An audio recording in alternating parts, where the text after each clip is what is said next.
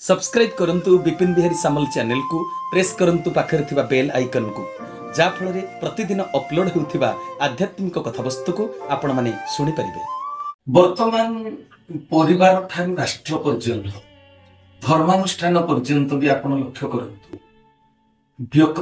व्यक्ति भितर सद्भावटा कहीं रही पार आमे गोटे संघीय जीवन यापन कर मनीष गोटे संघीय प्राणी ना जोटा गौतम बुद्ध कहले संघं शरणं गच्छामि सेटा पारिवारिक जीवन गोटे संघीय जीवन आमे गोटे धर्मानुष्ठान रे प्रवेश कर गुरु दरबार को गल सेटा भी गोटे संघीय जीवन भितर वर्तमान देखंतु आमे गुरु दरबार पे जाई शांति पाइबा किंतु वर्तमान सृष्टि गोटाक जाके देखिबे सबुठी बाद विसंवाद लागि पछि कोन पाई ना इटा कली जुग कलिर गोटे राजनीति चली कलिर प्राधान्य रही सत्य त्रेता द्वापर कली जो चारि जुगर परिकल्पना वैज्ञानिक मनोवृत्तिर लोक मैंने सहज स्वीकार करना किंतु प्रकृत में कौन है कलिर गोटे प्राधान्य रही कलिर हिंसा ईर्षा परश्रीकातरता विद्याश्रिता राग द्वेष भ्रष्टाचार व्यभिचार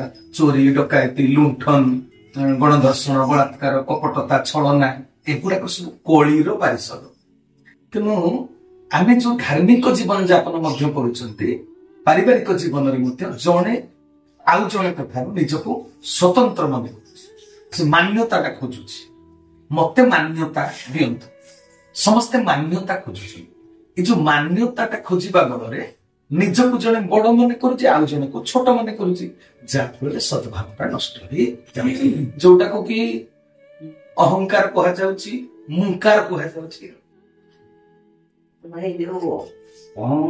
तत्वटा समस्त भितर भगवान हाँ किंतु त्याग करिया को अहम तत्व त्याग करिया को कहा हाँ सर शास्त्र पुराण में कहा सेटा इस विषय दिए जिज्ञासा मोचन करिवे अहम तत्वटा सब भितर अच्छी कौन पाई ना जो पिंड ब्रह्मांड को भगवान निर्माण करिसंती 25 गोटी तत्व आपण तो बारंबार आलोचना शुणी पंच कर्मेन्द्रिय पंच ज्ञानेन्द्रिय पंच भूत पंच तन्मात्रा मन बुद्धि अहम चित्त 24 आत्मा 25 ये 25 गोटी तत्व सृष्टिटा निर्माण हो पिंड आ ब्रह्मांड तबे अहम समस्त व्यक्ति भितर भगवान निजे कौन पाई देइचंती ना जोड़े इंडिविजुआलिटी आम देह खराब हेल्ले डाक्तर पाखक जीवा ना शिक्षक पाखक जीवा डाक्तर पाखक जीवा अच्छा डाक्तर गोटे स्वतंत्र परिचय अच्छी कि से जो स्वतंत्र परिचयटा सीधा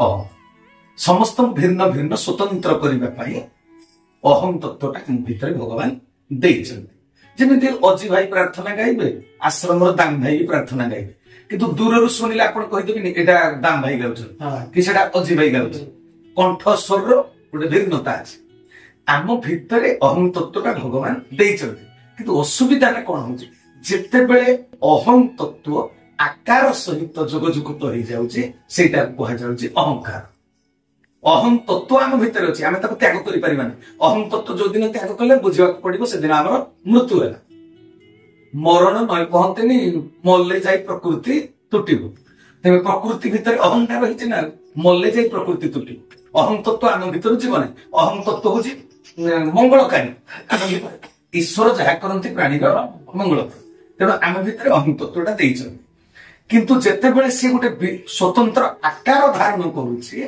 ताकू अहंकार बोली कह से अहंकार टाक त्याग करने कहुई अहम तत्व को त्याग करने कहुई निज को अन्य श्रेष्ठ जिते मनुष्य मन कर अज्ञानता कारण अहंटा आकार धारण करुछि उदाहरण स्वरूप गोटे कथा कहूँ अच्छा जलर कौन निर्दिष्ट आकार अच्छी कि जलर कौन निर्दिष्ट आकार जो पात्र रखिद से आकार धारण कर पोखरी पोखरी आकार छोट आयतन समुद्र रे बड़ आयतन नई रे नई प्रकार स्रोत रे बही जाउछि गिलास रे गोटे छोट आकार गिलासटा एमती लंबाड़ियाटा गोल पानीटा से आकार हो जाउछि तेणु कहिबार कथा होछि जेतेबेले पानी जदि निजको से गोटे स्थिति रे परिचय करिवो जे मु गिलास पानी पानीटा पानी जदि से निजको कहबो मु गिलास पानी ତେବେ ସେ ଗିଲାସର ଆକାରଟାକୁ ନିଜେ ନିଜର ସ୍ୱତନ୍ତ୍ର ପରିଚୟ ରୂପେ ଗ୍ରହଣ କରିଗଲା।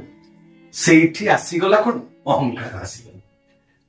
ତେଣୁ ସେଇଭଳି ଉଦାହରଣଟା କାହିଁକି ଦେଲି ନା ବ୍ୟକ୍ତି ସେମିତି ଗୋଟେ ନିର୍ଦ୍ଦିଷ୍ଟ ପରିଚୟରେ ଏ ସଂସାରରେ ନିଜକୁ ପରିଚିତ କରିବା ପାଇଁ ଚାହୁଁଛି। ପାଣିର ପରିଚୟଟା ଯେପର୍ଯ୍ୟନ୍ତ କେବଳ ପାଣି, ଜଗତର ସେ ମଙ୍ଗଳକାରୀ। ସେଥିରେ ରୋଷେଇ ହବ, ପାଣି ପିଇଲେ ଶୋଷ ମେଣ୍ଟିବ, ବର୍ଷା ହେଲେ ଚାଷ ହବ, ପାଣି କେବଳ ପାଣି। ତେବେ ଗ୍ଲାସ ବା ସମୁଦ୍ରକୁ ଯଦି ନିଜର ଆକାର ବୋଲି ସେ ମାନି ନବ, ସେଟା କଣ ହେଲା? ମୌଳିକ ପରିଚୟଟାକୁ ସେ ଭୁଲି, ତାର ମୌଳିକ ପରିଚୟଟା ହେଉଛି ସେ କେବଳ ପାଣି। ଗିଲାସରେ ରଖିଲା ପରେ ଯାଇ ସେ ତାକୁ ଗିଲାସ ପାଣି ବୋଲି କୁହାଗଲା, ଏଟା ପରବର୍ତ୍ତୀ କଥାଟା। ତେବେ ମୌଳିକ ପରିଚୟକୁ ମଣିଷ ଭୁଲି ଆଜି ଭ୍ରମରେ ପଡି ଅଳିକ ପରିଚୟରେ ନିଜକୁ ପରିଚିତ କରୁଛୁ ବୋଲି ଭାଇ ଠାରୁ ଭାଇ ଛାଡି ଯାଉଛି, ଅହଙ୍କାରଟା ସୃଷ୍ଟି ହେଇଛି। ମଣିଷର ପ୍ରକୃତ ମୌଳିକ ପରିଚୟ ହଉଛି ଆମେ ସମସ୍ତେ ଜୀବାତ୍ମା। ମମୈବାଂଶ ଜୀବଲୋକେ ଜୀବଭୂତ ସନାତନ। ଈଶ୍ୱର ଅଂଶ ଜୀବ ବିନାଶୀ, ଚେତନ ଅମଳ ସହଜ ସୁଖ ରାଶି, ଯୋଉଟାକୁ କହିଲେ ତୁଳସୀଦାସ ଗୋସ୍ୱାମୀ। ତେଣୁ ଆମେ ଜୀବାତ୍ମା, ଏଇଟା ଆମର, ଆମେ ବ୍ରହ୍ମଙ୍କର ଅଂଶ, ସେ ପରମ ବ୍ରହ୍ମ, ଆମେ ଜୀବ ବ୍ରହ୍ମ। এইটা হচ্ছে আমার মৌলিক পরিচয়। তেমন মৌলিক পরিচয়কে ভুলি মনিষ নিজের অলিক পরিচয় বর্তমান নিজকে পরিচিত করছে, যেটা অহংকার বলে কুযাଏ। মৌলিক পরিচয় হলে আমি মনিষ। ঠাকুর তৈরি কলে বিশ্ব ভাতৃত্ব দিব্যাত্মা পরিষদ। আম পরিচয়টা রমেশ ভাই, তোমার পরিচয়টা ভাই ভাই। কিন্তু যেতবে নিজকে পরিচয় করিব সত মু প্রবচক, সেইটি ভিন্নতাটা আসবে, সেটি অড়ুয়াটা। তেণু আজ সংসারে দেখিব কিଏ কହୁছে মু গায়ক, କିଏ କହୁଛି ମୁଁ ବାୟକ। ତେଣୁ ଯୋଉ ଗାୟକ ବାୟକ, ମୁଁ ହଉଛି ବଜେଇଲା ବାଲା, ମୁଁ ଗାଇଲା ବାଲା, ସମସ୍ତେ ସ୍ୱତନ୍ତ୍ର। ଗାଇଲା ବାଲା ସ୍ୱତନ୍ତ୍ର, ବଜେଇଲା ବାଲା ସ୍ୱତନ୍ତ୍ର। ଆମର ନାମ କରିବାକୁ ଦରକାର ପଡିବ। ନାମାଚାରିକି ଡାକିବା ନା ବଢେଇକି ଡାକିବା? ନାମାଚାରିକି ଡାକିବା।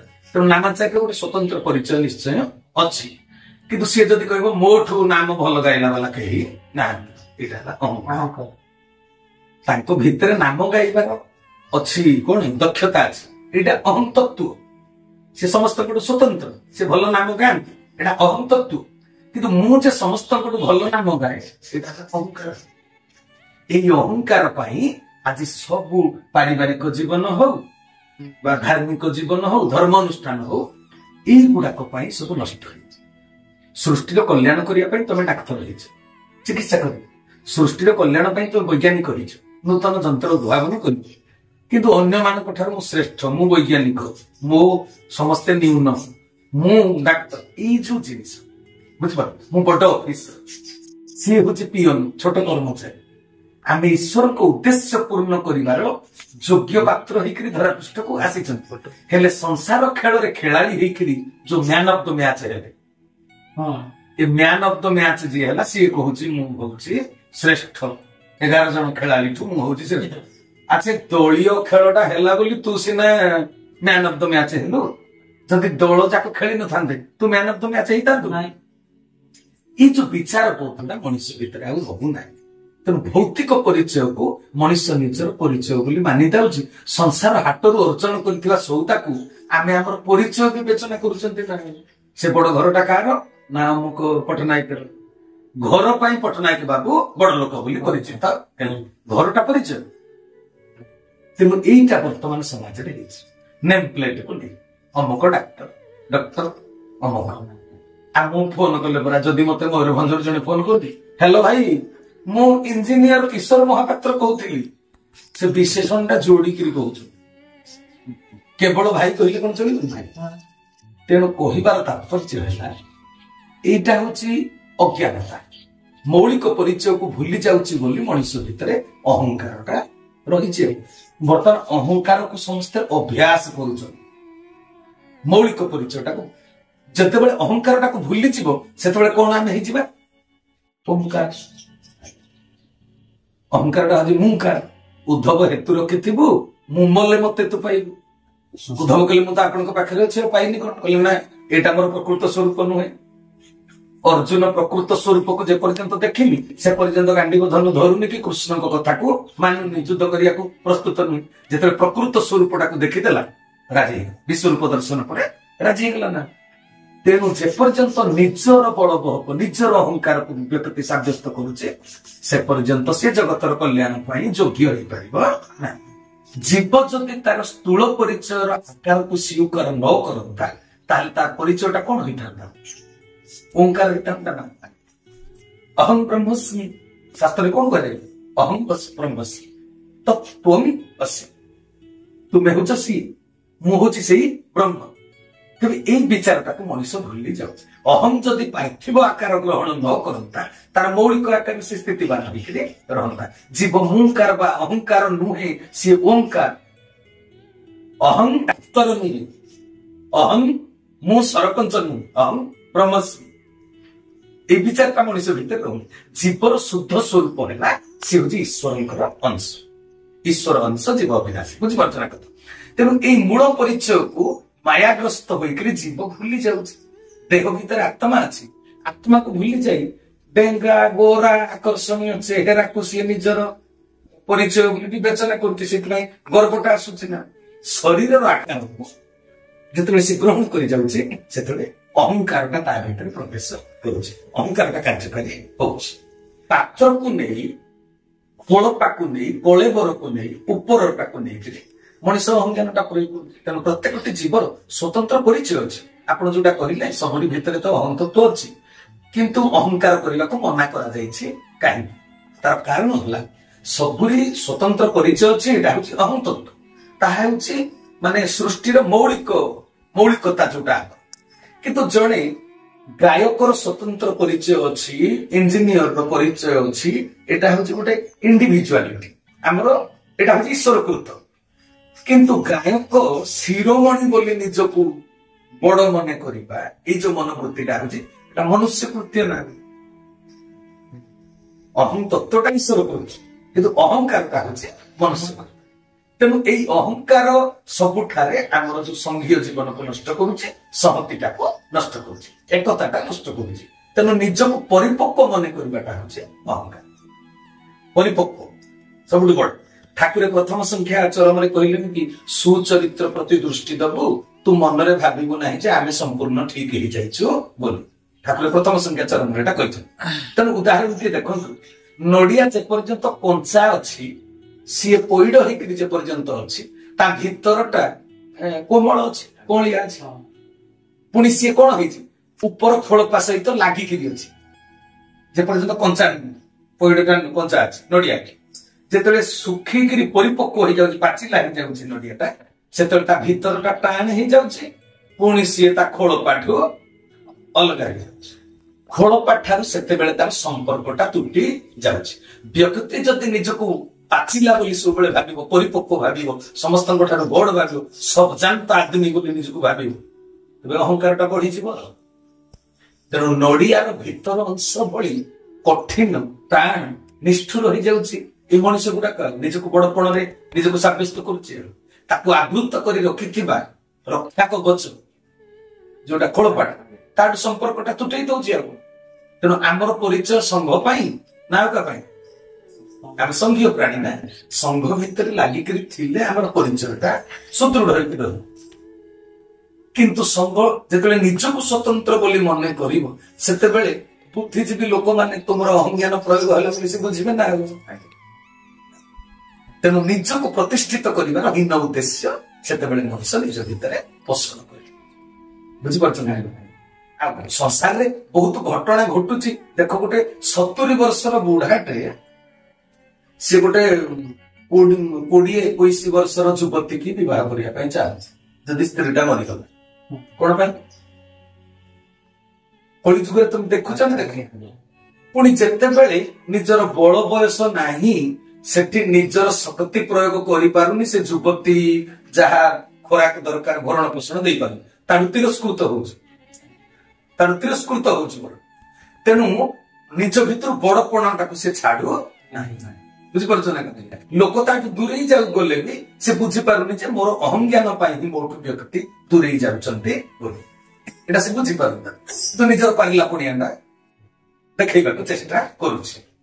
ମଣିଷ ନିନ୍ଦିତ ହେଲେ ବି, ଅନ୍ୟ ଦ୍ୱାରା ତିରସ୍କୃତ ହେଲେ ବି ନିଜ ଅହଙ୍କାରଟାକୁ ସେ ତ୍ୟାଗ କରିପାରୁ। ଗୋଟେ ଉଦାହରଣ ଦଉଛି, ଜଣେ କୁଶଳୀ ଗାୟକ ନିଜର ମହାନୁଭବତା ପ୍ରଦର୍ଶନ କରି ଆଉ ଜଣେ ଗାୟକକୁ ପ୍ରଶଂସା କରି କହିଥିଲେ, ଆପଣଙ୍କର ସ୍ୱର ଭାରି ଦରଦୀ, ଆପଣଙ୍କ କଣ୍ଠସ୍ୱରଟା ଭାରି ଦରଦୀ କଣ୍ଠସ୍ୱର, ଆପଣଙ୍କର ହାରମୋନିୟମ ଫିଙ୍ଗରିଂ ଅତି ସୁନ୍ଦର, ଆପଣଙ୍କର ଗୋଟେ ସ୍ୱତନ୍ତ୍ର ମାନେ ଆପଣଙ୍କ ଭଏସ ଟା ମତେ ଭାରି ଭଲ ଲାଗେ, ତେଣୁ ଆପଣ ଗାଆନ୍ତୁ। ଆରେ ଭାଇ, ତାଙ୍କର ମହାନୁଭବତା ପାଇଁ ସେ ସିନା ମତେ ପ୍ରଶଂସା ଟା କରିଦେଲେ, ଗୁଣ ଚିହ୍ନେ ଗୁଣିଆ, ସୁନା ଚିହ୍ନେ ଗୁଣି, ଆପଣଙ୍କର ଗାଇବା ଶୈଳୀଟା ସୁନ୍ଦର ବୋଲି ସେ କହିଦେଲେ। ଯାହାକୁ ପ୍ରଶଂସା କରାଗଲା ସେ ସ୍ମରଣରେ ରଖିବା କଥା ଯେ ଯିଏ ମତେ ପ୍ରଶଂସା କଲେ ବି ସିଏ ବି ମୋ ଠାରୁ କୌଣସି ଗୁଣରେ କମ ନୁହନ୍ତି। ଠାକୁର ସେଥିପାଇଁ କହିଛନ୍ତି, ତୁ କାଠାରୁ ଅଧିକ ନୁହଁ କି ତୋ ଠାରୁ କେହି କମ ନୁହନ୍ତି, ଚରମରେ କହିଦେଲେ। ମଣିଷ ସ୍ମରଣରେ ରଖୁନି ଯେ ମତେ ଯିଏ ପ୍ରଶଂସା କଲେ ସିଏ ଜଣେ କୁଶଳୀ ଗାୟକ ବୋଲି, ଗୁଣଟାକୁ ଚିହ୍ନିକରି ସେ ମତେ ପ୍ରଶଂସା କଲେ ବୋଲି। ଏ କଥାକୁ ସ୍ମରଣରେ ନ ରଖି ସେ କେବଳ ପ୍ରଶଂସାରେ ମଜିଗଲେ, ତେଣୁ ଅହଙ୍କାରଟା ସୃଷ୍ଟି ହେଲା। ମୁଁ ତାଙ୍କଠୁ ଅଧିକା ଭଲ ଗାଉଛି ବୋଲି ସେ ମତେ ପ୍ରଶଂସାଟା କଲା ନା, ବୁଝିପାରୁଛ ନା? ମୌଳିକ ଜିନିଷଟାକୁ ମଣିଷ ସ୍ମରଣରେ ଆଣିପାରୁ, ମନରେ ନିଜର ବଡପଣଟା ହଠାତ୍ କରି ଜାଗି ଉଠିଲା, ମୁଁ ନିଶ୍ଚୟ ଏମାନଙ୍କ ଠାରୁ ଭଲ ଗାଉଛି, ସେଇଥିପାଇଁ ସେ ମତେ ପ୍ରଶଂସା କରୁଛନ୍ତି। ଯେମିତି ଜଣେ ବ୍ୟକ୍ତିକୁ ଆଉ ଜଣେ ବ୍ୟକ୍ତି ରେଲୱେ ଷ୍ଟେସନକୁ ଥରେ ଛାଡି ନେଇଛନ୍ତି, ରେଲୱେ ଷ୍ଟେସନକୁ ଛାଡି ନେଇଛନ୍ତି, ତାଙ୍କ କାନ୍ଧରେ ବ୍ୟାଗ, ଲଗେଜ, କମଳ ଫମଳ ସବୁ ଧରିଛନ୍ତି। ଟିକେଟ କାଟିକିରି ଗଲା ବେଳକୁ ଟ୍ରେନ ଛାଡି ସାରିଲା, ତେଣୁ ଧୀରେ ଧୀରେ ଟ୍ରେନ ଟା ଯାଉଛି। ସେତେବେଳେ ଲୋକମାନେ କହିଲେ, ଆରେ ଉଠି ଆସ ଉଠି ଆସ, ଆପଣଙ୍କ ସୁସ୍ଥ ସବଳ ଗୋଟେ ବଳିଷ୍ଠ ଚେହେରା, ହନୁମାନ ଭଳିଆ ଦେଖା ଯାଉଛନ୍ତି, ଆରେ ହାତୀ କା ଦାନ୍ତ ମର୍ଦ କା ବାତ, ବାହାଦୁରୀ ଲୋକ ଖାଇଲା, ବାହା ବାହା କଲେ, ଭିତରକୁ ଆସ, ପଳେଇ ଆସ। ଇଏ ଲଗେଜ ଫୋପାଡି ଦେଲା ଭିତରକୁ, ଟ୍ରେନ ଭିତରକୁ, ବ୍ୟାଗ ପତ୍ର ଫୋପାଡି ଦେଲା, ଯାହା ଜିନିଷ ପତ୍ର ଫୋପାଡି ଦେଲା। ସେଠୁ ଲୋକ ଯେତେବେଳେ କହିଲେ, ଆପଣ ତ ବାହାଦୁର ଲୋକ ଭଳିଆ ଦେଖାଯାଉଛନ୍ତି, ଆସ ଉଠି ଆସ, ଉପରକୁ ଉଠି ଆସ। ଇଏ ଭିତରକୁ ଉଠିଗଲା, ଇଏ ଯେତେବେଳେ ଉଠିଗଲା ଯାଇକିରି ବସି ପଡିଲା ସିଟରେ, ମୁହଁ ଶୁଖିଗଲା। ଅନ୍ୟମାନେ ପଚାରୁଥିଲେ, ଆରେ ଟ୍ରେନ ଟା ପଳେଇ ଯାଉଥିଲା, ତମେ ତ ସଫଳତା ପାଇଲ, ଭିତରକୁ ତ ଆସିପାରିଲ, ମନ ଦୁଃଖ କାହିଁ କରୁଛ? କହିଲେ, କେ ମୁଁ ଯାତ୍ରୀ ନୁହେଁ ଯେ। କହିଲେ, ଆଉ? କହିଲେ, ମୁଁ ମୋର ଜଣେ ବନ୍ଧୁକୁ ଛାଡି ଆଣିଥିଲି, ମୁଁ ଯାତ୍ରୀ ନୁହେଁ, ମୋ ବନ୍ଧୁ ତ ପ୍ଲାଟଫର୍ମରେ ରହିଗଲେ, ବାହାରେ ରହିଗଲେ। ଏ ଉଦାହରଣଟା କଣ ପାଇଁ ଦେଲି ବୁଝିପାରୁଛ ନା? ରମେଶ ଭାଇ, ଏବେ ଅସୁବିଧାଟା କଣ ହେଇଛି, ସମସ୍ତେ ଅନ୍ୟଠାରୁ ପ୍ରଶଂସା ଶୁଣିବା ପାଇଁ ଚାହୁଁଛନ୍ତି। ଆପଣଙ୍କ ପାଖରେ ଗୁଣ ଅଛି, ସେ ଗୁଣଟାକୁ ଯେତେବେଳେ ଅନ୍ୟମାନେ ପ୍ରଶଂସା କରୁଛନ୍ତି, ଇଏ ଆହୁରି ପ୍ରଶଂସା ଶୁଣିବା ପାଇଁ ଇଚ୍ଛା କରୁଛି। ପ୍ରଶଂସା ଶୁଣିଲା ପରେ ନିଜ ଭିତରେ ଗର୍ବ ଅହଙ୍କାର ସୃଷ୍ଟି ହଉଛି, ତେବେ ଅନ୍ୟକୁ ପୁଣି ସେ ନ୍ୟୁନ ଭାବୁଛି। ତେବେ ଏଇ ଯୋଉ ସାମ୍ନାରେ ମଣିଷ ପ୍ରଶଂସା କରୁଛନ୍ତି, ଏମାନେ ହିତାକାଂକ୍ଷୀ ନା ଅହିତକାରୀ ମତେ କହିବେ? ଠାକୁର ପରା ଲେଖିଛନ୍ତି, ନିନ୍ଦା ବି ଆସକ୍ତି, ପ୍ରଶଂସା ମଧ୍ୟ ଆସକ୍ତି। ତ ନିନ୍ଦା ପ୍ରଶଂସା ଦିଟା ଯାକରେ ମୋହିତ ହବ ନାହିଁ, ଠାକୁର କହିଛନ୍ତି। ତେଣୁ ପ୍ରଶଂସାଟା ଶୁଣିଲା ପରେ ବ୍ୟକ୍ତି ନିଜର ସ୍ଥିତିଟାକୁ ଭୁଲିଗଲା, ଯେ ମୁଁ ଟ୍ରେନରେ ବସିବା ପାଇଁ ଆସିନି, ଟ୍ରେନରେ ସିଏ ଯାଇଥାନ୍ତେ, ମୁଁ କେବଳ ତାଙ୍କୁ ସହଯୋଗ କରିବା ପାଇଁ ଆସିଥିଲି। ଅନ୍ୟମାନଙ୍କ ପ୍ରଶଂସା ଶୁଣି ଇଏରେ ବାପା ଟ୍ରେନରେ ବସି ପଡେ। ଆଜି କଳି ଯୁଗରେ ଦେଖିବ, ଜଣେ ଆଙ୍କର, ସିଏ ଆଙ୍କରିଂ କରିବେ, ପରିଚାଳନା କରିବେ, ଯଦି ସିଏ ବେଶୀ ଗପିବେ କେମିତି ହବ କଥାଟା? ନିଜର ସ୍ଥିତିଟାକୁ ଭୁଲି ଯାଉଛନ୍ତି ନା, କହିବା ପାଇଁ ଆଉ ଜଣେ ଅଛନ୍ତି, ମୁଁ କେବଳ ତାଙ୍କୁ ଆମନ୍ତ୍ରଣ କରି ଏଠି ବସେଇବି। ନିଜର ସ୍ଥିତି ପ୍ରଶଂସାର ଶୁଣିଲେ, ଆପଣ କଥା କହିଲା ମାନେ ଗଛରୁ ପତ୍ର ଖସି ପଡୁଛି, ଆପଣଙ୍କର କଥା ଅତି ସୁନ୍ଦର। ତେଣୁ ପ୍ରଶଂସା ଶୁଣିଲା ମାତ୍ରେ ବ୍ୟକ୍ତି ଭିତରେ ଏମିତି ଅହଙ୍କାର ସୃଷ୍ଟି ହଉଛି ଯେ ସେ ନିଜର ସ୍ଥିତିଟାକୁ ଭୁଲି ଯାଉଛି। ରେଜଲ୍ଟଟାକୁ ସେତେବେଳେ ବୁଦ୍ଧିଜୀବୀ ମାନେ ଅଲଗାରେ ଥାଇକି ସେ କଳନା କରୁଛନ୍ତି।